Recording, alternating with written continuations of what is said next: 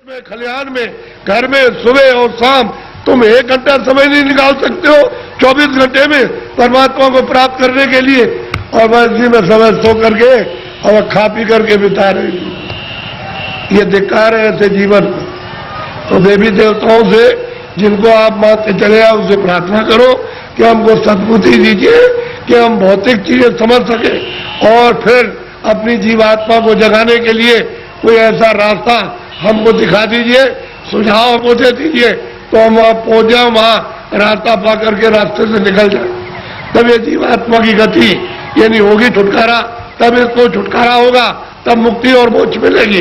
नहीं तो परमात्मा क्या कुछ भी नहीं प्राप्त कर सकते हो, न देवी देवताओं के पास पहुंच सकते हो, न स्वर्ग वैकुंठ में न मंसूरी पा सकते हो। तो ये भटकती रहेगी जीवात्मा, जैसे पशु पक्षियों में वो भी तो जीवात्मा यही है, इसी मनुष्य शरीर से उसमें बंद की गई। ये कुत्ता हो गए, बिल्ली हो गए, गधा हो गए, चूहा हो गए, ये इसी में से गए। अब उसमें भोगने के बाद फिर इसमें आएंगे तो फिर वही काम करो, फिर उसी में जाओ। तो बस यही लगा रहेगा, आना और जाना, रो चिल्लाओ और कोई तुम्हारी सुनवाई नहीं। अरे कोई सुनता है? आदमी को जंगल में मार रहा, तुम सुन रहे हो उसकी तकलीफ को? पशु बीमार है, उनको आप मार रहे हो डंडे से, और चलो चलो उसको बुखार चढ़ा, सिर में दर्द है, उसको भूख लगी है, प्यास लगी, वो बेचारा तुम उससे पूछ रहे हो कि तुमको प्यास लगी है, वो बता देगा। अरे मनुष्य शरीर अमोलक है, ऐसा शरीर भी मिलेगा नहीं। और कोई ऐसे काम कोई कर्म नहीं कर रहे हो जिससे मनुष्य शरीर पा जाओ। जो भी कर्म करते हो मनुष्य शरीर से नीचे जाने के, चारों खानों में जाने के और नरकों में जाने के काम कर रहे हो, तब आपको उस समय पर कोई बचाएगा नहीं, न रिश्तेदार, न भाई, न बहन, न पति, न पत्नी, न बच्चे, न बच्चों को माँ बाप, कोई न धन न दौलत, कौन इसको बचाएगा आकर? सब ये अलग अलग पड़े, सब अलग अलग। इसलिए आप लोग थोड़ा सा कुछ समझ लो कि मैं किस लिए आया हूं। यहाँ आपके बाईपास पर मथुरा में सत्संग होता है, तो आप जरा सा वहां थोड़ा समय देकर के समझ लो। अगर अच्छी चीज मिल जाए तो ले लो, और नहीं अपने घर चले जाओ। अमोलक चीज मिले तो ले जाओ, और नहीं तो अपने घर में रहो, जहां भी मिल जाओ वहां चले जाओ। तुमको सुलभ है। मैं आपको ये सलाह दूंगा कि जहां भी उस परमात्मा को प्राप्त करने वाले महात्मा इस मनुष्य रूपी मंदिर में मिल जाए वही चले जाइए। तो ये खैर हो गया है, ये मंदिर, ये मनुष्य मंदिर खैर है, इसमें सब बुरी बुरी चीजें भरी है, और उनके द्वारा ये निकल जाएगा तो साफ सुथरा बड़ा सुंदर बड़ा अच्छा लगेगा उस समय पर। और जीवात्मा जाग जाएगी तो जगमग जगमग जगमग अंधेरे का नाम नहीं रहेगा, बाहर भी उजाला अंदर भी उजाला। तब आपकी समझ में आएगा ये संसार क्या है। नहीं भूल भुलैया है, ये छाया क्षमा कर रहा, ये छाया था, लड़के छाया, स्त्री छाया, पति छाया, ये मकान छाया, जमीन छाया, ये पशु छाया, छाया, इसमें से जीवात्मा निकाल दी तो ये पड़ा हुआ क्या करोगे? छाया का रो रहे हो, मेरा बच्चा, मेरा पति, मेरी पत्नी, मेरा माँ, मेरी बारे छाया किसके लिए? उसके छाया के लिए, उस जीवात्मा के लिए रोए, उसके लिए सोचा कि इसके अंदर कौन है। अरे मन नहीं, बुद्धि नहीं है, चित्त नहीं, शरीर नहीं, हाथ नहीं, पैर नहीं, आंख नहीं। अरे वो जीवात्मा क्या चीज है जो इसमें से निकाल के अलग कर दी?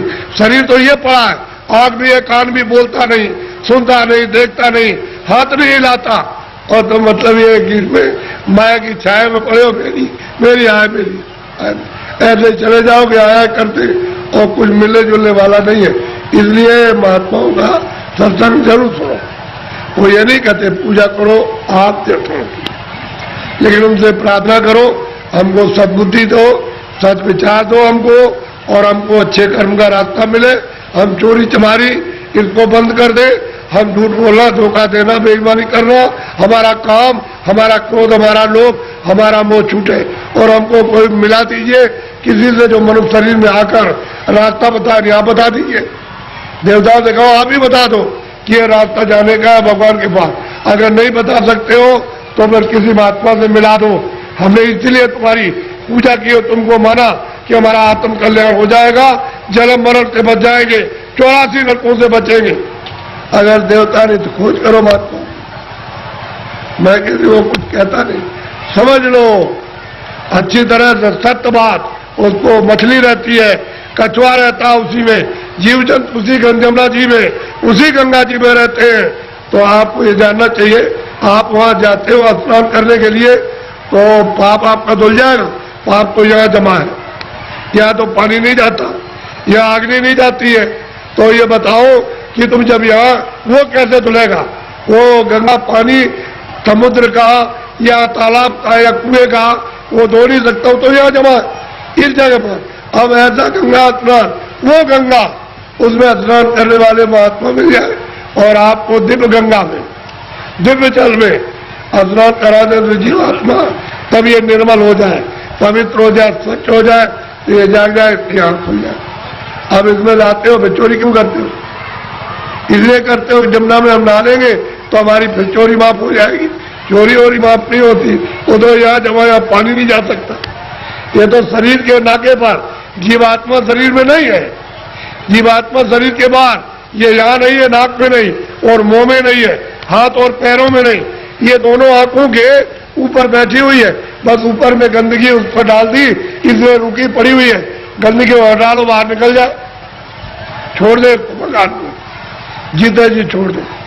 इसलिए आप लोग थोड़ा सा अपना कभी कभी समय, जब ये सुना करो कि यहाँ बहुत भीड़ लग रही है और बहुत लोग आ रहे हैं, तो जरा से चले आए और सुन लिया और देखो आकर के कि मैं कैसी पूजा आपको देवताओं की, और फिर उन देवताओं को देखो कैसे आप देखते हो उनको अपनी आंखों से, तब तुम्हारी समझ में आएगा।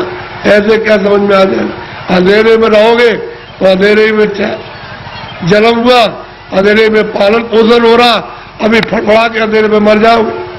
अभी देखते देखते अब तो बुढ़े हो गए, तो अब क्या दिन का साथ है इस शरीर का?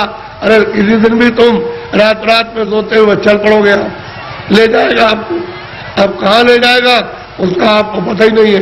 इसलिए किसी का साथ करो, किसी जानकार का साथ कर लो। बहुत साथ कर लोगे तो रास्ता बता देगा कि चलो इस रास्ते से चलो, वो बस चल दो रास्ते से, तो आपको मंजिल पर पहुंचना अपने घर में ही। तो घर आपका नहीं, ये तो परदेश है। अगर आपका देश होता तो बच्चे रहते, हमारा शरीर रहता, हमारा मकान रहता, हमारी जमीन, कोई पुराना नहीं होता, सब नए रहते। लेकिन आपका मकान है ही नहीं, उसने दे दिया किराए पर थोड़े दिन के लिए, बस समय पूरा हुआ निकाल करके बाहर कर दिया, बस खत्म हो गया। ये आपका कोई सामान परदेश है, तभी तो दूसरे के देश में निकाले जाओगे। अपने देश में पहुंच चलो, वहां आराम से रहना, कोई जलमता मरता नहीं है, न वहां कोई हिंदू न कोई मुसलमान, न दफ्तर है न खेती है न दुकान, न कोई बीमारी, न हाल लाल बच्चे, वहां आनंद ही आनंद है। अपने घर में अपने देश में चलो, ये तो परदेश है। परदेश में आकर के कितने जो और कितने जल बीत गए ठोकर खाते, अभी तक किनारे पर नहीं आए और मनुष्य शरीर पाया और फिर उधरी लौटे जा रहे हो, नीचे चले जा रहे हो 84 में नरकों में। अरे भाई मनुष्य में आए, ऊपर चलो अपने घर की तरफ। बड़ा सीधा साधा, तो लड़ो झगड़ो मत, प्रेम से रहो। गांव गांव की लड़ाइयां बंद करो, उससे आपको कुछ नहीं मिला। जब गांव में लड़ाई हुई तो घर घर में बैर होने लगा, अब घर घर में लड़ाई होने लगी और घर घर की लड़ाई अब अपने मन से लड़ रहे हो। और सारा जीवन आपने अशांतमय अपना कर दिया, न सोने में शांति, न कहीं जाने में, न कहीं बैठने में, न किसी से बोलने में, और न किसी देवता के पास में। ऐसा तुमने मकान में ऐसा कुचड़ा बड़ा, बिल्कुल अशांति की ज्वाला जलने लगी। तो लड़ाई झगड़ा बंद करो, मारपीट बंद कर दो, आपस में घर में प्रेम से रहो। सब लोग भाई बहन, बच्चे बच्चे सब प्रेम से, अगल बगल में प्रेम से रहो। फिर गांव में सबसे प्रेम हो जाए, एक दूसरे के काम आओ, एक दूसरे की सेवा करो और एक दूसरे का मान मर्यादा, ये सब कुछ रखो। तभी अगर मनुष्य का तुम क्षणिक सुख लेना चाहते हो, शांति और आनंद का, तो आपको मिलेगा। लेकिन ये क्षणिक है।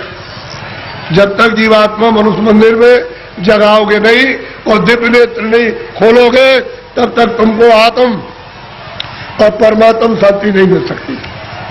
ये कुछ नहीं, ये तो इंद्रियों की क्षण। यदि ठंडक आ रही है, उससे मन इंद्रियों के दरवाजों पर बैठ करके वो क्षणिक रस लेता है कि और मिल जाएगा, और मिल जाएगा, धन में और मिलेगा, बच्चे में और मिल जाएगा, इसमें और मिलेगा, उसमें मिल जाएगा, उस काम में व्यापार में मिल जाएगा। मिलता होता कुछ नहीं, सिवाय तकलीफ के और कुछ आनंद नहीं मिलता। और आपने सब प्रयास किस लिए? क्या सुख मिले, हमको शांति मिले, हमको आनंद मिले। और उसमें से इतना सब कुछ करने के बाद न शांति मिली, न सुख मिला, न आनंद मिला, न ज्ञान मिला, और आग जलने लगी। ऐसा जीवन आपका बड़ा ही कलुषित और बहुत ही मतलब खतरनाक अपनी आत्मा को गड्ढा के गिराने में हो गया है और दरवाजे बैठ गए जाने वाली। इसलिए बचो, अभी बच सकते हो मनुष्य शरीर में और बाद में फिर बचने का रास्ता नहीं। इसलिए इसको सोचो कि मैं कहां से आया हूं, मैं किस लिए मनुष्य शरीर में आया, फिर मैं अगर जाऊंगा तो कहां जाऊंगा। ये तीनों प्रश्न तुम किसी से करने लगो और जो इसका जानकार होगा कि तुम वहां से आए हो, इसलिए आए हो और तुम कहां जा रहे हो, ये तीनों चीजें आपकी बता देगा। तब आपकी समस्या का, बुद्धि का असल में सच्चा विवेक तब आएगा और तब समझोगे आप। और बताएगा देखो ये कुछ नहीं है, ये कुछ नहीं है, तुम कहां से आए बताएगा वहां सब कुछ है, यहाँ से वहां चलो वहां सब धन है, सब सुख है, सब आनंद है, सब शक्ति है, सब ज्ञान है और सब सुंदरता है, अमृत ना भरा हुआ सागर भरा, सब बताएगा आपको। लेकिन जब नहीं मिलेगा कोई तो जीवन चला जाएगा बेकार, व्यर्थ खो दिया आपने ये जवानी और सुमन शरीर। जवानी भी गई, बचपन तो कुछ कर नहीं सकता है, बाल अवस्था तो कुछ नहीं करती, किशोर भी नहीं, जवानी में आए और बुढ़ापा भी कुछ नहीं कर सकता। तो जवानी में मस्ती में बेकार में उलझन में आपने खत्म कर दी। अब आगे चलने के देने तो फिर तुम्हारे बच्चे ही जवाब देने लगे, अरे उधर बैठ जा, तूने जवानी में बहुत कुछ किया। तो आपको हो जाएगी तकलीफ कि तुम मेरा बच्चा और मुझसे इस तरह से कह रहा। अब वो जवानी का उस पर जोम चढ़ा है, तुम पर बुढ़ापा आके अलग कर देगा, चुपचाप बैठे रहो। घर में जो बहुएं आएगी तुमको रोटी समय से दी और नहीं दी तो शाम को देगी, कभी शाम को नहीं तो सुबह देगी। और तुम कहोगे उसमें कि हमने इतना पालन पोषण किया और ये बच्चे हमारी बात और बहुएं नहीं मानती है।